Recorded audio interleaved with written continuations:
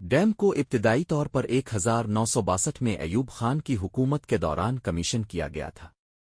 2018 میں ایک اہم ترقیاتی منصوبہ جسے باران ڈیم کی اونچائی بڑھانے کا منصوبہ کہا جاتا ہے شروع کیا گیا، جس کا مقصد ڈیم کی اونچائی کو 7 میٹر تک بڑھانا ہے۔ اس طرح اس کی کل پانی ذخیرہ کرنے کی صلاحیت کو بڑھایا جائے گا۔ اس منصوبے ایسٹیمیٹڈ کاسٹ 5.2 بلین روپے تھی۔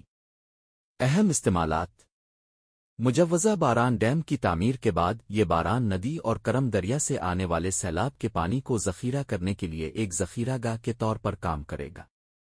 ذخیرہ گاہ کی کل ذخیرہ کرنے کی صلاحیت تقریباً 123 ملین مکعب میٹر 1 لاکھ الفاق فٹ ہے۔